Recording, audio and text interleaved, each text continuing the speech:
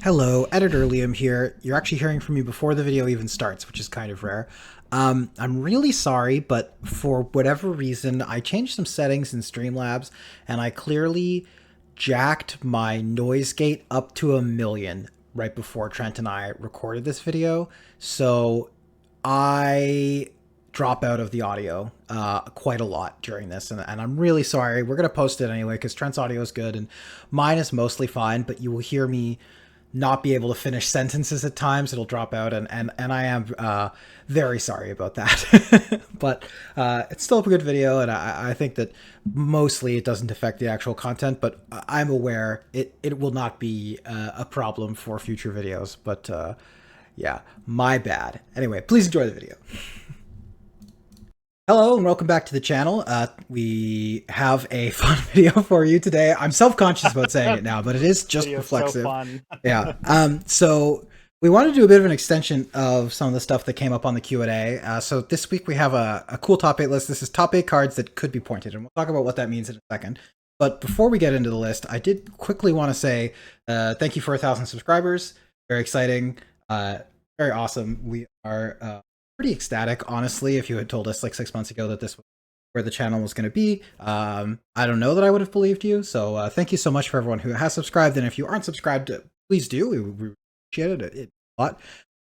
But without further ado, let's get into the criteria for top 8 cards that could be pointed but aren't.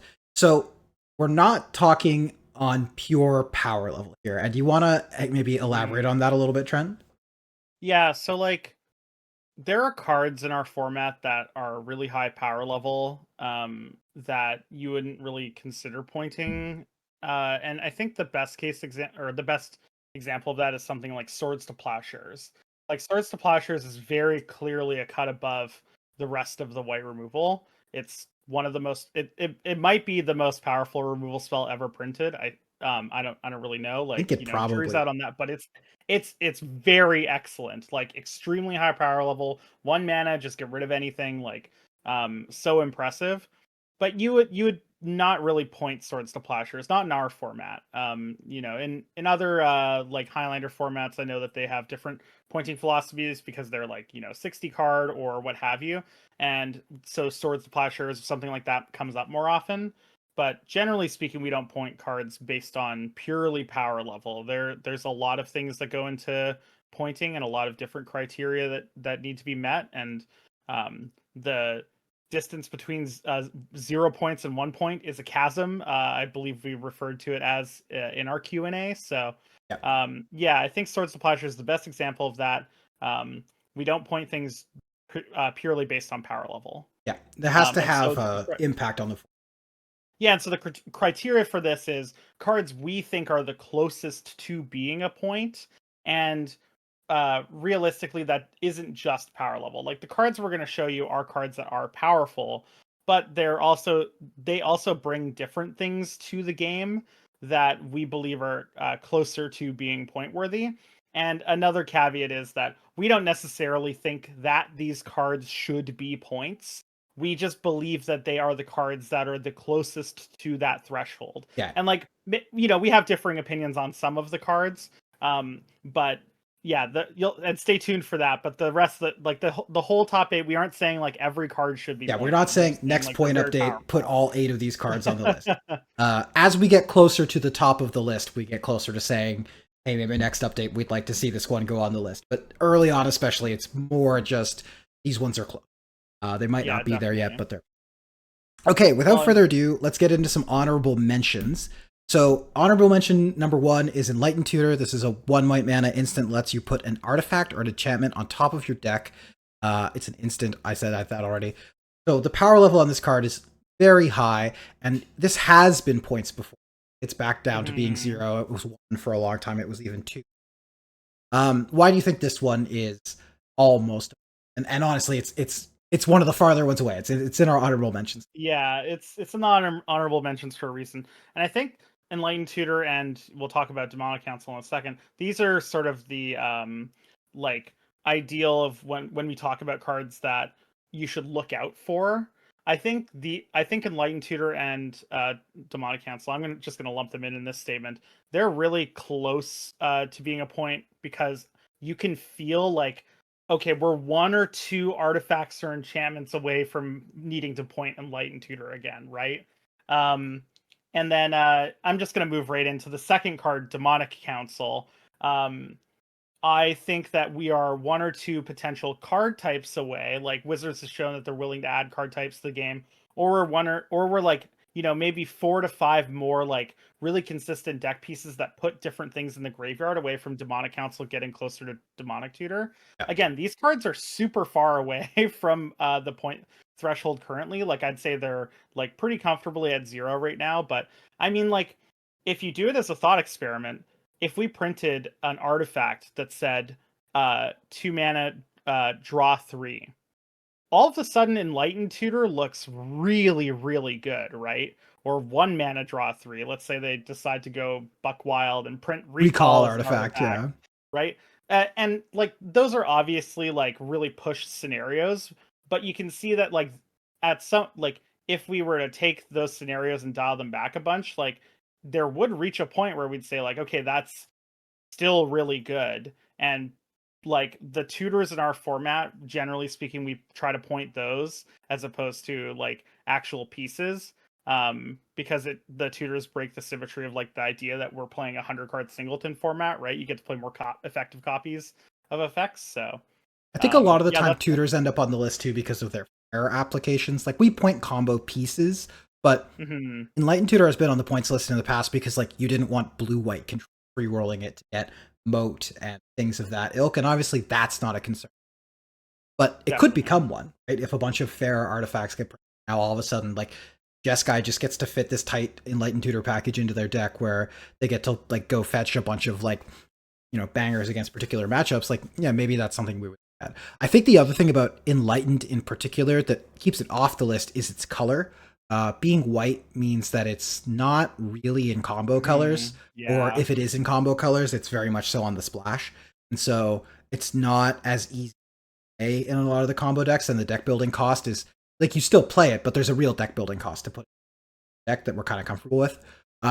Demonic Council, on the other hand, like if this one gets easier to enable, obviously black is already the tutor color, the combo color. So I would put that one slightly higher up in terms of if it got enabled. Hmm. All right, so those are our honorable mentions. Without further ado, let's move into number 8. This is Terminus. I think this is kind of a funky one to see on the list, but Very funky. Yeah. Terminus is 6 mana, put all creatures on the bottom of their owner's library, sorcery. But wait, it has Miracle for 1 white that says if you draw it as the first card you draw on a turn, you just get to do this. So or not for free, for 1 white. It sometimes feels like it's Basically how to free. say. Yeah. So the reason why this card would end up on the points list is very directly tied to its relationship with Mystical Tutor. There has been a lot of talk about whether Mystical Tutor should be 2, and part of the reason why that's happened is because, especially in the Jeskai decks, Mystical Tutor kind of occupies this really frustrating position of it finds Recall, it finds Fourth Year Lingus, and it finds Terminus. So it finds best card advantage spell, it finds insane way to spend your mana to win the game after you've gotten ahead, and it finds insane way to catch back up if you're behind on board. It really just finds the best version of all 3 things. And if you didn't want to go the route of pointing Mystical further and making other Mystical decks that weren't doing those things worse, you might look at doing something like Jeskai player, Yeah, do you have additional thoughts? I totally agree with that assessment. Like, Mystical is really, really flexible in Jeskai in ways that we like haven't really seen Mystically flexible in other archetypes. And yeah, the Terminus pointing is funky because if you were to look at the format and Terminus was pointed, you'd think to yourself, what's going on? Um, but in reality, like we need to point cards based on the format that we are playing.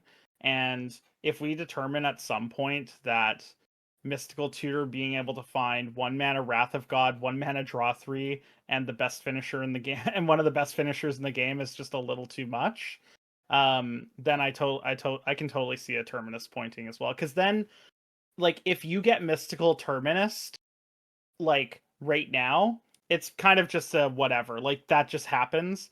But if you get Mystical Terminus after it's a point, they meant it. Like they really meant it. Like Yeah. they said to themselves, like, I'm playing Recall Mystical Terminus. Like I care about the control elements of the deck more than I care about, like, say, having the finisher and fourth Aerlingus, right?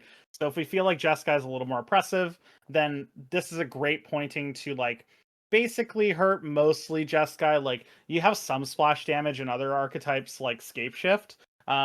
But those archetypes also aren't playing in the same ballpark as Jeskai. Like they're just pretty different archetypes. So yeah, like Terminus at number 8 makes sense. I think it's pretty far away from being pointed as well. Yeah. Which is why it's in the number 8 slot. But let's move on to the 7 slot. We got Worldly Tutor here. This is very similar to Enlightened Tutor. This is 1 green for search your library for a creature and put it on top of your deck. This one's closer to being pointed, I think, because creatures are just broadly more powerful currently than artifacts and enchantments. And like at the time when Nadu was unpointed, I think this was the other direction you could have looked for a pointing if you were kind of like weaken that deck. And then obviously this is a card that's like really powerful in Flash Hulk as well. Basically all of the creature combo decks. And I think that we have it low-ish on the list because currently I don't think any of those decks that aren't Flash Hulk are particularly oppressive or problematic in the metagame. But this is another one where something got printed. Like it only takes one more card like Metamorphosis Fanatic, which cares about being miracled, to maybe push specifically this top of the deck style tutor over the edge and make it be considered. I will say broadly, I think that green is in a really rough spot currently in the format. If you were looking at like the 5 colors, like green is the one that I think is just by a fairly wide margin the worst. So I certainly don't think we're anywhere near pointing this card currently, and not well Renin 6 and Minx can be on the points list. But if problematic creatures or like miracle style creatures got printed, this is a card that you could definitely see reaching for to put back on the point. And this was on the points. This is another one. The top of the deck tutors have basically all fallen off the points list other than Mystical, Imp Steel, and Vampiric Tutor, and that's because those ones just find such powerful things. But Enlightened and Worldly are kind of waiting for, and Personal Tutor are kind of just waiting for the cards printed that would push them back on them.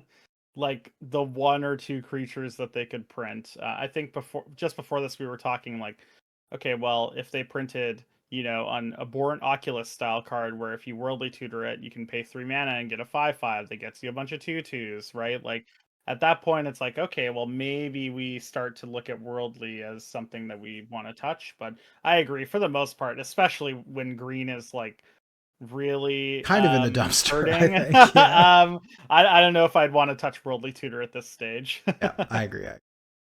Okay, so next we have Bargoy. This is 2 and a black for a Lurgoyf with Death Touch, Lifelink. It says Bargoy's power is equal to the number of card types among cards in all graveyards, so it has Tarmogoyf text, basically. So that number, and its toughness is that number plus 1. And then importantly, Bargoyf says, when Bargoyf deals combat damage to a player, you may mill that many cards. If you do, put a creature card from among them into So this card self-enables, it gets gigantic, it's really hard to block because it has Death Touch, it has Lifelink, so it gains you a lot of life.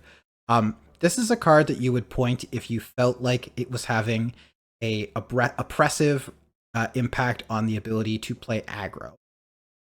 And there are a lot of reasons why Mono Red is dead in the format. Like this is not the only one, but this is maybe the biggest one. And if you were aspiring to revive aggro as an archetype, and you believed that aggro needed to be revived as an archetype, I know not everyone does. This is, I think, the card that you would point to as that guy, that guy there. He's the one. That's the one who did it, officer. Yeah, exactly. Yeah. Sorry, I just want to really add, like, there are a bunch of other cards that are really good against mono red. You know, Flage obviously like is an all-star. Metamorphosis Fanatic, and then just creatures getting bigger and having more abilities in general is pretty tough. Triumph of St. Catherine, you know, we don't see that one anymore that often, but like, I mean, if mono red comes out to play, like people have their triumphs ready. Guide of Souls. I think the thing about Bargoyf that puts it above the rest is there just isn't really a lot of counterplay from the aggro perspective, especially if you're not playing black or white for removal. Yeah. Like uh, the best thing you can do, basically, like the highest you can go is without losing a bunch of efficiency, etc., is roast, right? But Barrowglyph isn't always gonna be less than 5 toughness. And then at that point, it's like I think if we really want to prop up mono red, like Barrowglyph is the best hit because it is the one that is the hardest to play around. If you want to play around Flage, you can play anti-life gain cards, you can play cards that attack the graveyard. Like you actually have some options for counterplay. You know, Cemetery Gatekeeper is one that I have in mind for the graveyards like hate synergy, because then that Flage is basically a lightning helix, which like red players should be able to like deal with. And then Yeah. like Triumph of Saint Catherine and Metamorphosis Fanatic, 4/4 and 5/5. Like they are killable. Like you can play spells that actually kill those creatures, and then it becomes a little bit more interesting from the red player's perspective. But Barrowglyph just is not that interesting from a red player's perspective. Like It, there isn't really counterplay. Like what do you play against this card, right? it also just feels like if it hits you once, then it literally is going to be unkillable, and like they get a bunch of advantage. I mean, look no further. You and I, we posted a video on the channel early on in the channel's existence Oh my of gosh. you playing Lotus Mono Red against Jer on Blue Black Tempo. And for reference, like the Tempo versus Mono Red matchup historically has been bad for Tempo because Mono Red plays all these 1-drops. You get under the counter spells. It's historically been hard for the Tempo decks to keep up with Mono Red because there's just not enough removal, and often your counter spells become invalidated because it gets to the board so quickly. And you played 5 games. I think Jared cast Barrowglyph 4 times, and you just never had a chance to beat it. You had like one game. yeah, Which like, game did I win? the one where he didn't cast Barrowglyph. Yeah, exactly. Like Yeah. you had a Lotus draw. You had like a Lotus draw where you spent 5 mana on turn 2, and then on Jared's third turn he went Barrowglyph, and you went I'm dead. Like like it was literally unbeatable. So this is why this one's closed.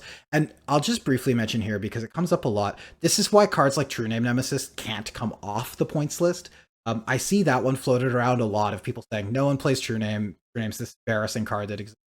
But it has a very similar relationship to Barrowglyph in terms of what it does to the aggro decks. And let me just say, like, you do not want to live in a world where Jeskai Midrange gets to play Nemesis for free and you have no way to fight over the Monarch and the Initiative. You do not want to play in a format where you just get to always have it if they want it.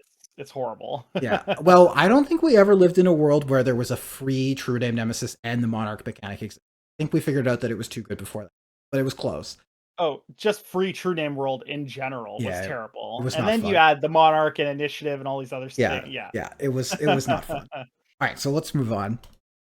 The One Ring. This is I think 5 list. Where are we at? We're on 5. Yeah, I should have put numbers on Terminus, Worldly, Barrowglyph, the One Ring. Yeah, this is 5.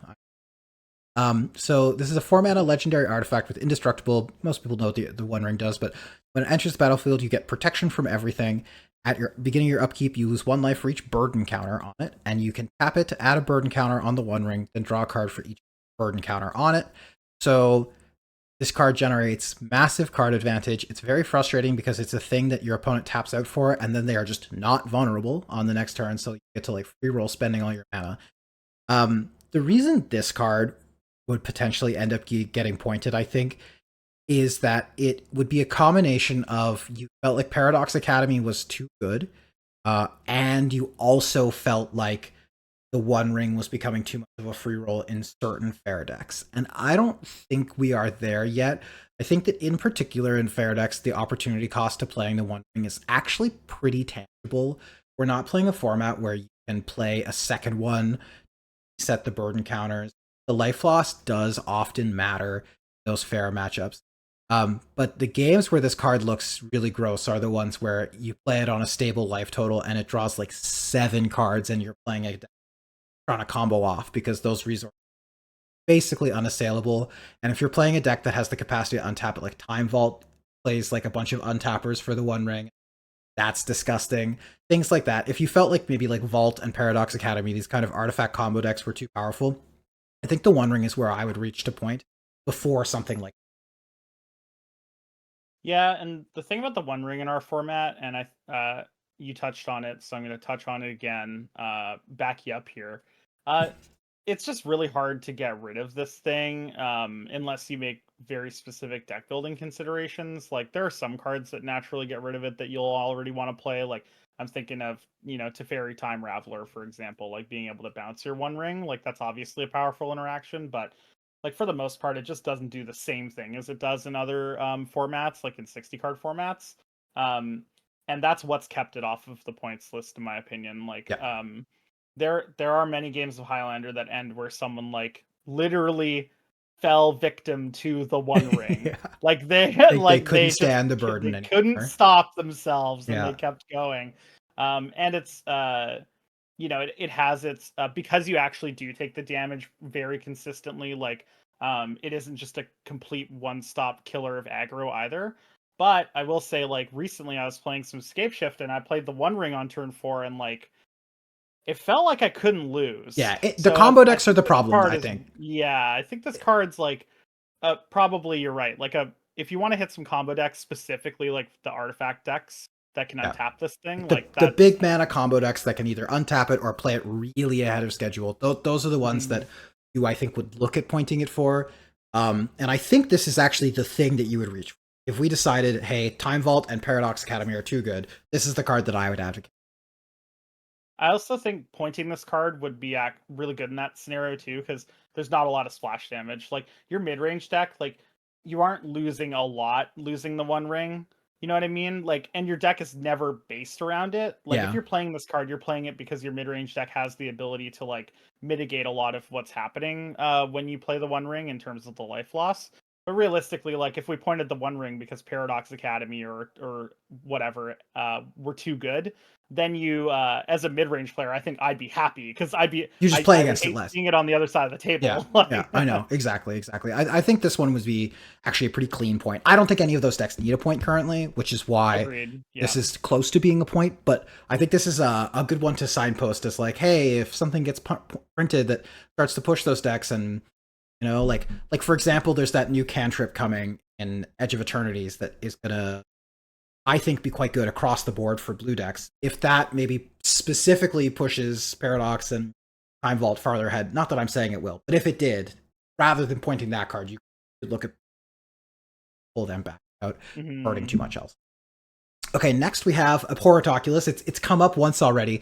This is the first in a list of blue points, and I think that it is not a secret. Blue is the most widely played color in the format. It is the most widely represented color in terms of all deck archetypes, but especially mid-range. Blue mid-range is the most widely played mid-range archetype, and Oculus is a card that over time has seen increasing amounts of play. Trent, what would be the reasoning behind pointing Oculus, and why is it close? Um, so when you look at Oculus, initially you think, well, 6 cards from the graveyard, like that's a pretty high cost. It's a creature that dies to removal and doesn't leave you anything behind if they like kill it with a Doomblade right away. Um, I think the problem with Oculus is basically specifically that it's in blue. You have a pretty small window to actually deal with Oculus if it comes down. And getting 6 cards into your graveyard, Magic has proven that we are like getting to the stage in the game, even in a 100 card format, where getting 6 cards into your graveyard is not that trivial. And the thing about Oculus is it's a 3 drop, and you don't play it on 3 that often, but sometimes you do. And but that's not even the problematic part about the card. The problematic part is you play a regular game of Magic with your opponent, and then on turn 5, you play an Oculus and you hold up a counter spell, and And you the feel game like just you can't ends. lose. Yeah, yeah, Yeah, like it it does just a bunch of different things at a really really really good competitive rate that blue doesn't get to do that often. And a lot of the times when people talk about Oculus, they also lump in Murktide Regent into that, like a yeah. similar When they're talking dialogue. Because about the blue pointing a blue threat. yeah, and I think the reason that Oculus gets onto this list over Murktide for us is um, the cost of 6 cards just isn't that much, but adding like making tutus is like something that Murktide can't do in terms of like what Murktide covers from the And blue refilling your player's graveyard too. perspective. Like, yeah, and I mean, like, it doesn't happen that often, but sometimes you manifest Dread your Dreadhorde Arcanist onto the battlefield, and then you pay for it and you flashback your recall the next turn, right? Like, there's like just a bunch of small things that Oculus does that Murktide really doesn't. That I think warrant its inclusion on this list. And we're not saying to point any of these cards in particular, but the higher we go on the list, the closer we think that gap is. And Abhorrent Oculus is just like such a competitive rate. And I mean, like, that's all talking about like the times where you play it on turn 5. When you Thought Scour yourself and then you counter their 2-drop and then you play an Oculus on turn 3 or whatever, like, it's a GG. Goodbye. I don't know. Yeah. Or if you want to watch Jared and I play a couple of matches, Jared's playing his bug mid range deck. Jared went turn 1 Elf, turn 2 Eldritch Evo, get Oculus 2 games in a row against on white tempo. I did beat it once, I will say. I beat turn 2 Oculus with turn 2 Shoshana's Tidebinder, the trigger. But okay, like, so you had to have a turn 2/3 drop. Yeah, to beat. exactly. But I had to have Ancient Tomb Island as my first 2 lands to even be in the game. So, yeah, it's pretty gross. I think for me, this is the last of the cards on our list that I'm like not actively advocating pointing right now. I think there are other things I would want to try pointing to weaken the blue mid-range decks. But if we did those things and then they were still problematic, this is where I have one more thing to say. We printed this card back in Fate Reforged as a 3 green creature, Whisperwood Elemental. It's 3 green for a regular 4/4 that makes regular manifest tokens. Yeah. Like the rate difference is so unreal. This is 2 and 1 blue. Like you can play this off of a single. Anyways, we can move on. Like, I'm not advocating for pointing it. I'm just saying it. I think it's really, really impressive how good this card is. Yeah. Okay, next on the list. This is for me where the list starts being I would actively advocate for. And this is Bolas's Citadel. So this is 3 black for a legendary artifact that says you may look at the top card of your library at any time. You may play the top card of your library. If you cast a spell this way, pay life equal to its converted cost rather than paying its mana cost. And then you can tap and sacrifice 10 non-land permanents, and each opponent loses 10 life. Often forgotten line of text on it's a good line of text. Sometimes you short tendrils them and then sack the rest of your board to.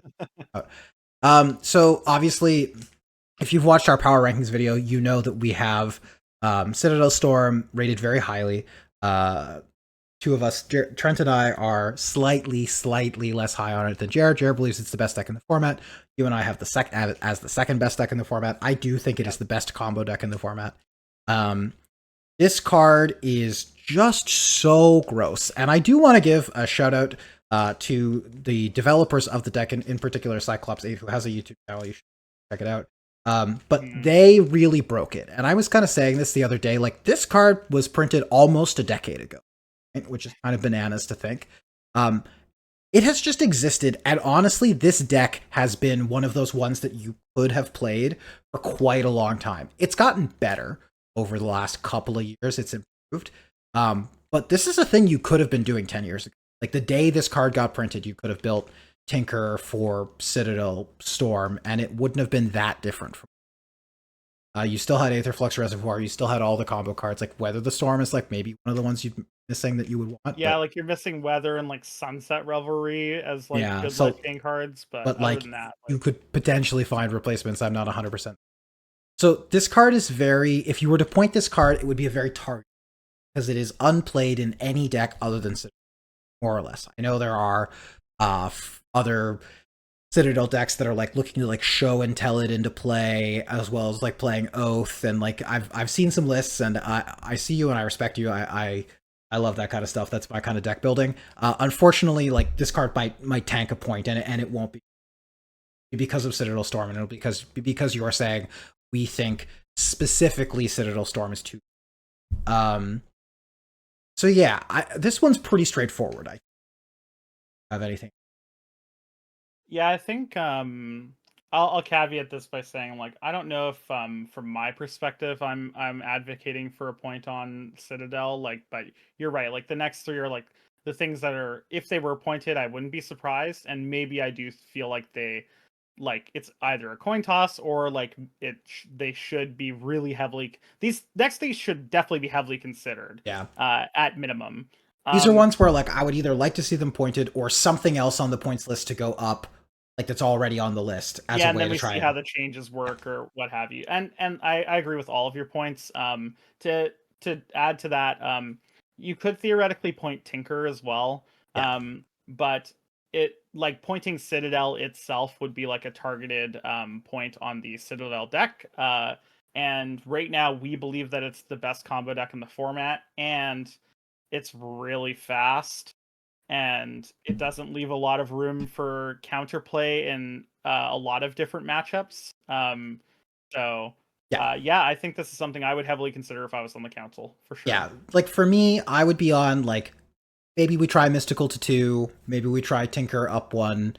But if you didn't want to do either of those things for splash hate reasons, this is the one I would. Well, yeah, and we just talked about how like Paradox Academy isn't really there, like other Academy decks aren't really there. So like Not at quite the same. hitting Tinker, like you don't really want to do that, I don't think. That's And kind of so how I then, feel. yeah, what do you hit in Citadel? You could hit Enlightened Tutor because they use They that do to play find. that one. Yeah. Yeah, like They use that one to find a reservoir. Or oh this. yes, yeah, yeah. Or I guess Thought Lash. Okay, second last one. We have Tamo, Inquisitive Student, and I even remembered to put the flip side here. Thank you. Hold your applause. I will accept it at the end of the show. So this is Tamo, Inquisitive Student. This is a 1-mana 0/3 flying that when it attacks, you investigate, and then if you draw your third card in a turn, you flip it into Tamo, Seasoned Scholar, which has 2 loyalty, +2s to make it so that when you get attacked, things get -1, -0, at -3s to get an instant or sorcery back, and it doesn't come up very often in our format, but if it's green, you get to make a mana. And then at -7s to draw your whole deck. Not actually. It draws half your deck, and then you get an emblem that says you have no access. It reads win the game, functionally, right? Like this. Yeah, like Ultimates do. you probably aren't losing if you ultimate unless they have a Bowmasters or something. So this, I think, is the kind of the consensus blue point that people would kind of like currently. Like when you talk about, hey, we'd like to put a point on blue. This is, I think, where most people land on where they would like their blue. The power level on this card, when it gets played on turn 1, pretty obscene. You just win games that you never win turn 1 cameo. And in particular, if you can do something like play it on 1, flip it on 2, and start ticking it up, it just puts so much pressure on a game in a way that is typically pretty challenging to interact with. It protects itself, goes up to a decent loyalty number early on. And the blue decks, like we kind of talked about with Oculus, are reasonably good at doing that and then also being able to kind of defend with counter magic. Remove dual spell.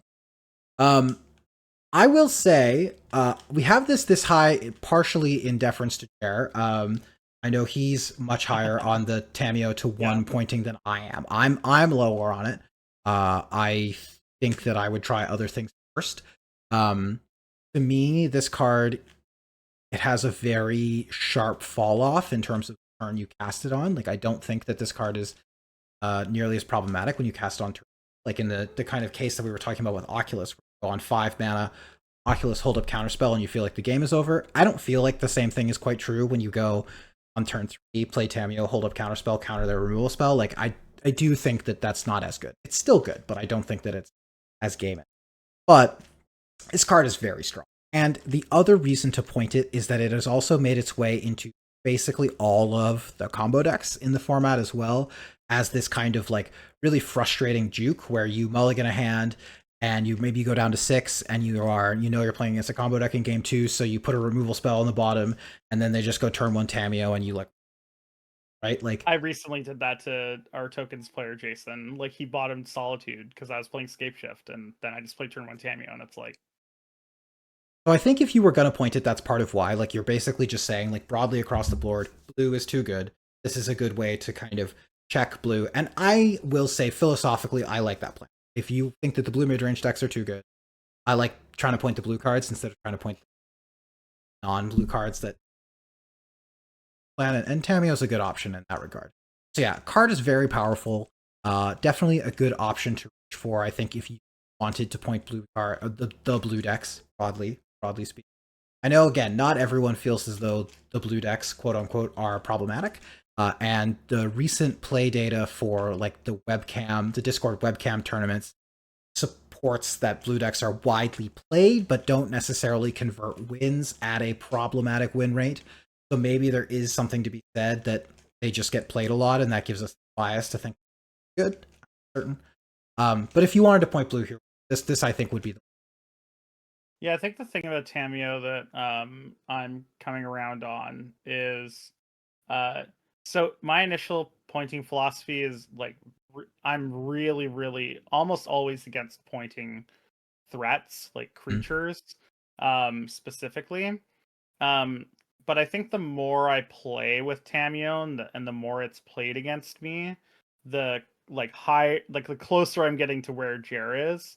Um but I will say that I think there is an issue with Tameo, and we can see this in Planeswalkers as well, where people just like aren't packing Planeswalker removal, and I think part of that might be that combo decks are quite good, and if you're packing your long goodbyes plus your abrupt decays plus your whatever, like you're just gonna lose to Flash Hulk. Like you're just gonna die to You're Citadel Storm or you're gonna whatever, have right? some frustrating experiences.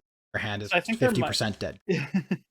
yeah, so I think there might be room to like maybe we point some more like combo cards because we've looked at the format, we think it's a little too good.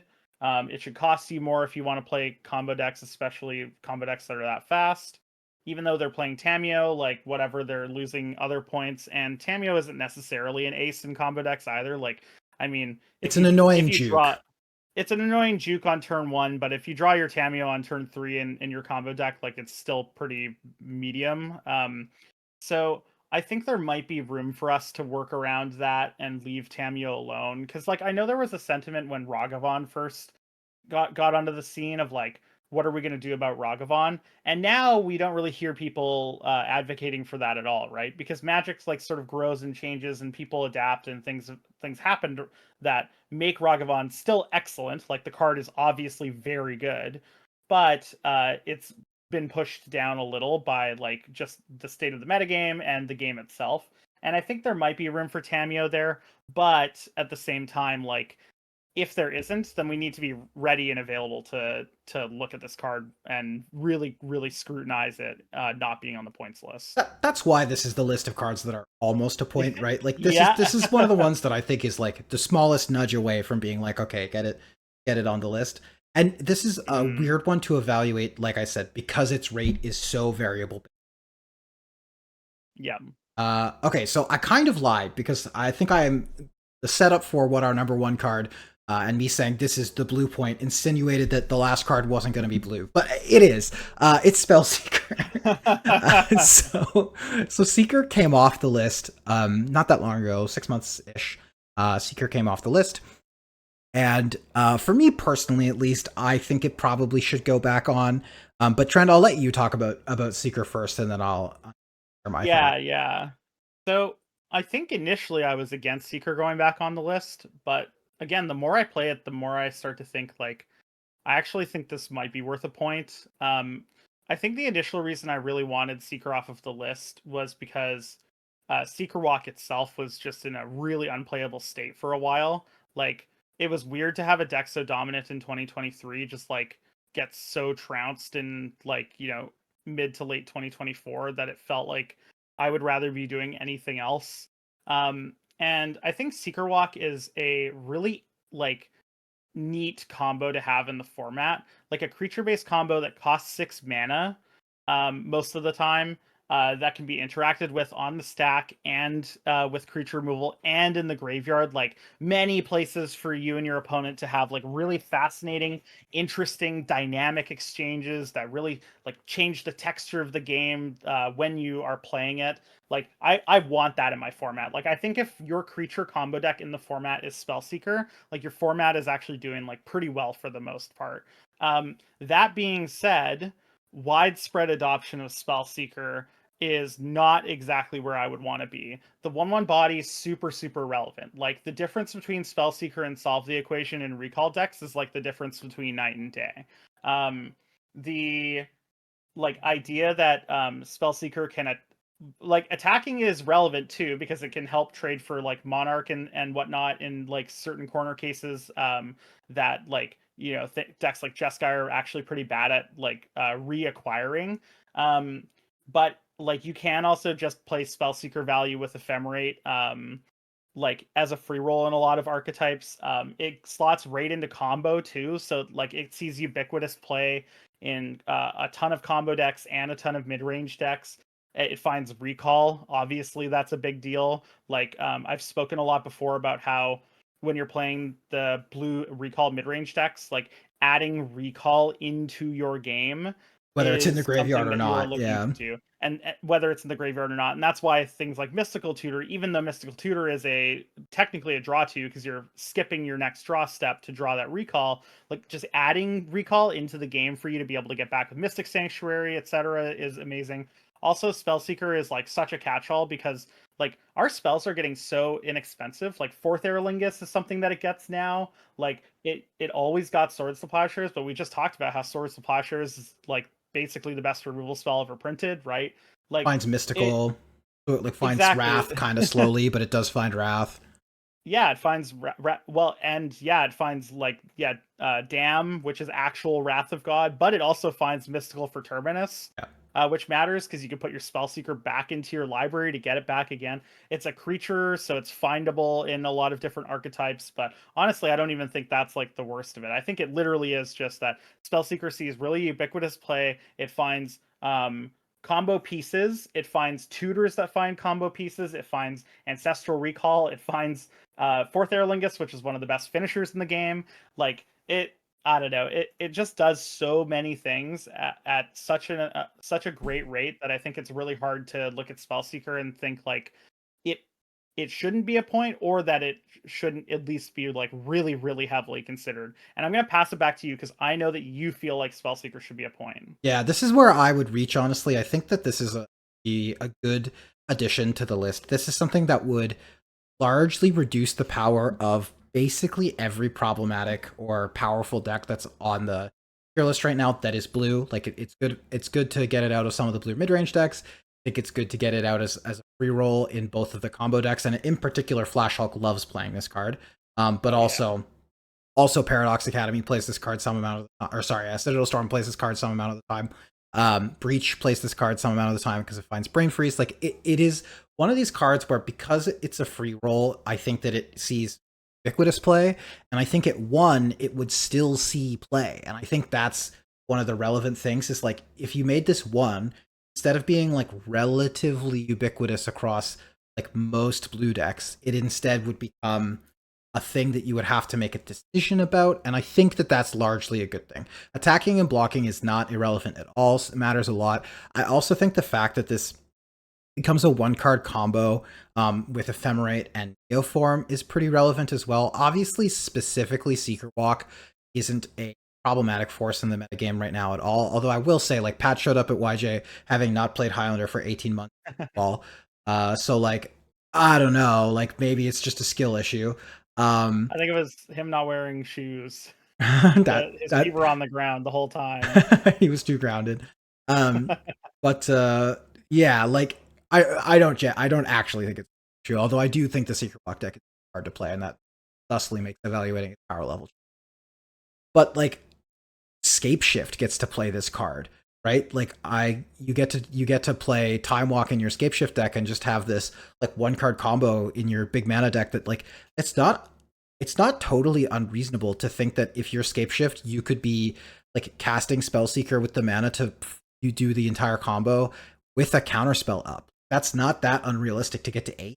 To go like Seeker, get Ephemerate, get Walk, cast Walk, counterspell their removal spell, right? You know, like it's not that Yeah. outrageous. And then like maybe you need even more than that. But still, like it just is this really powerful package, and for me, it's something that I would like to see on the list. I think I didn't think it made a ton of sense when it came off. I remember when those changes dropped and to 0 dropped, I posted in the Discord we have with some of our Victoria friends. I said I think Flash Hulk is broken, and I don't think Flash Hulk has necessarily been broken since this change, but Flash Hulk has like undeniably been like top 3 deck in the format. And I think that if like aliens show up and we have to play Canadian Save Earth, like bringing Flash Hulk to that battle would be like one of the more defendable choices, bringing it into an open meta. Flash Hulk is just like disgusting powerful deck, and Seeker to 0 is one of the things that supported that.